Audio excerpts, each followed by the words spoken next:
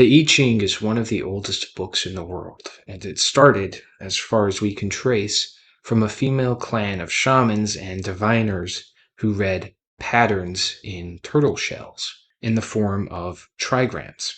These were a combination of three lines that gave insight into the connection of all things by the interplay of yin and yang. The literal meaning of yin denoted the shady north side of a hill, and the yang denoted the sunny south side of a hill.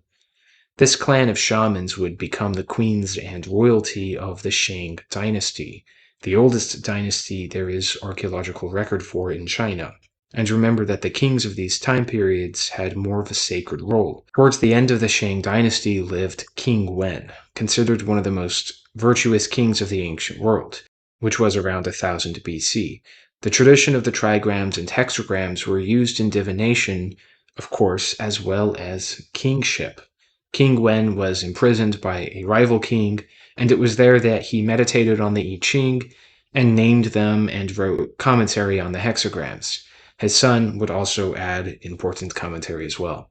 The next big development of the I Ching came from Confucius, who wrote more extensive commentary on the hexagrams, and this would be the sort of main development of it. And he was interested more in its use for living a life of virtue and connection with the world, more so than as a divinatory manual. It's worth noting that Laozi, the founder of Taoism, was also deeply interested in the I Ching, so Confucianism and Taoism both have strong influences from this system that predates written history, and Laozi and Confucius lived contemporarily with each other and supposedly even met on one occasion. On a side note, Laozi has been considered to be one of the earliest proponents of what we would call anarchist concepts.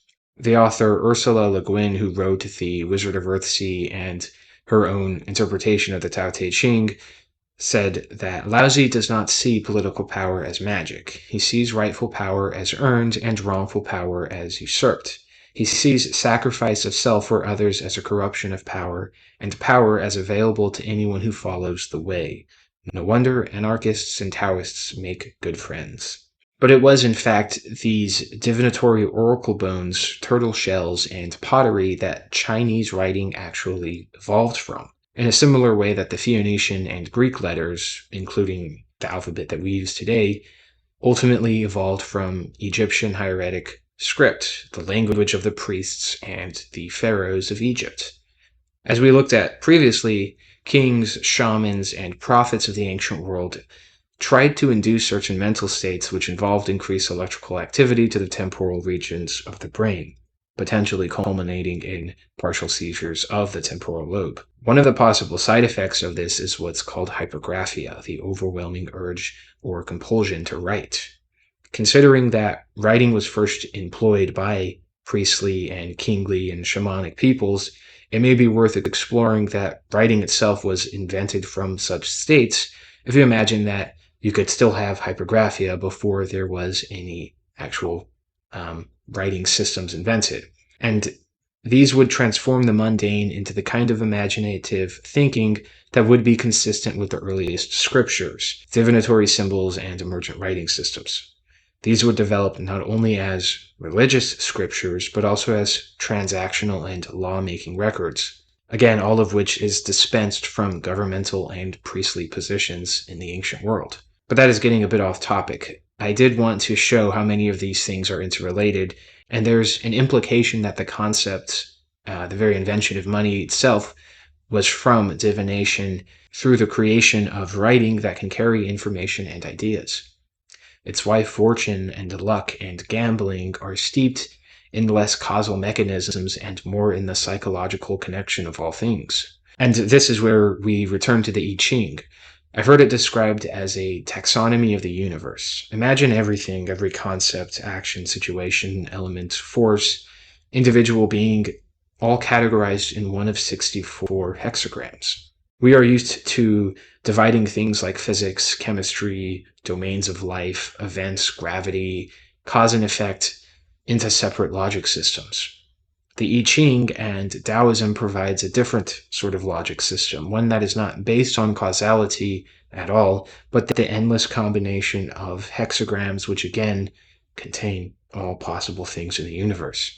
There is no limit to how many hexagrams are used. It's a continuous, but not sequential, combination of changing hexagrams that can repeat, mix, and loop. Let us take a look at it from the kingly position. A king must account for a great many things: the land itself, its fertility and the rains, rival kingdoms, distant invaders, individuals in his court, village leaders, supplies and city projects, anticipating natural disasters, abdicating disputes, and still his personal health, which was the beating heart of the health of the entire land and its people.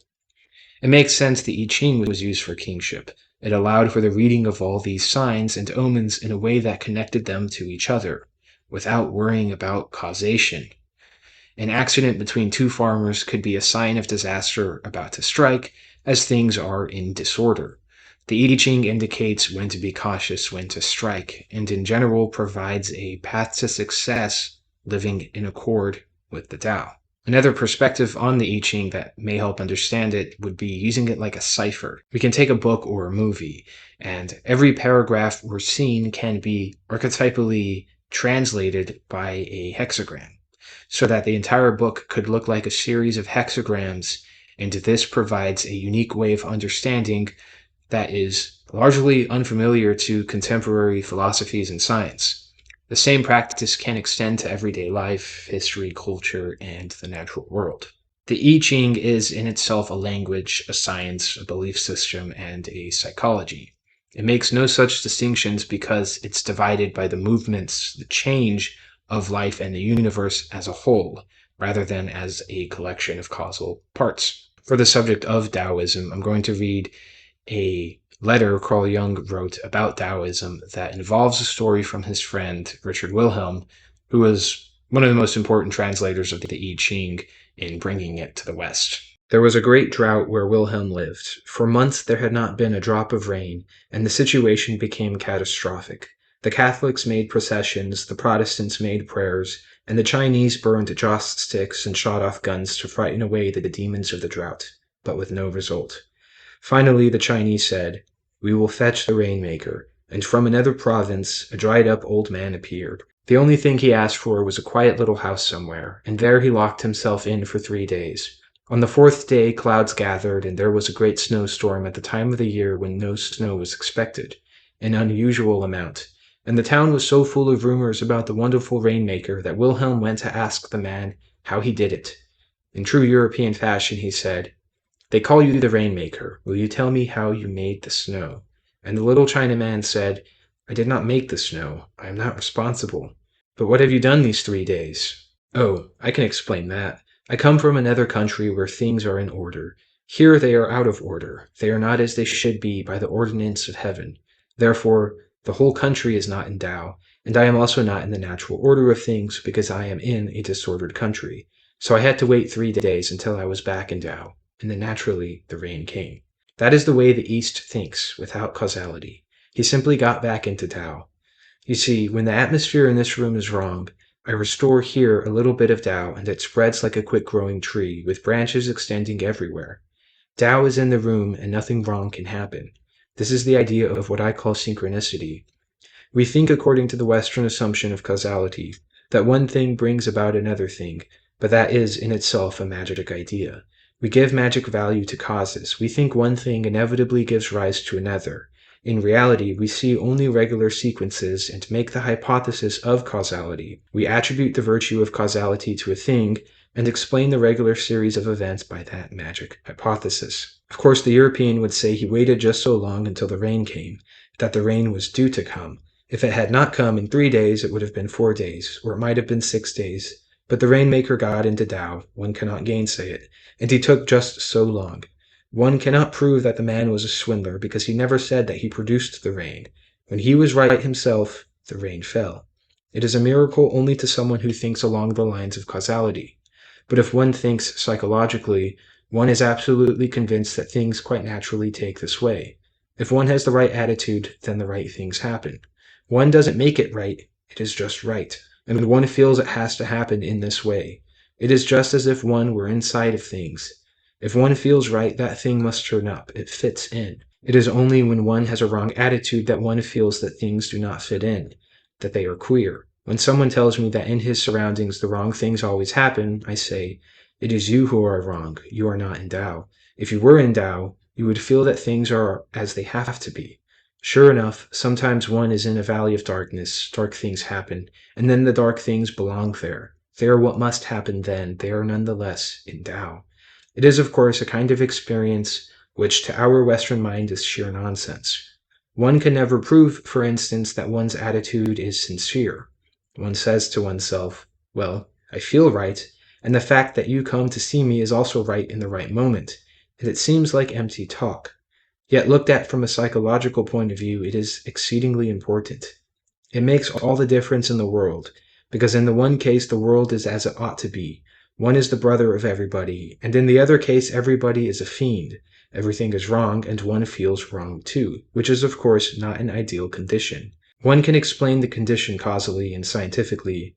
Theoretically it is perfect, but that does not prevent one from feeling like hell. So I assure you, from a certain psychological point of view, the Chinese idea is worthwhile. At least it is worth discussing.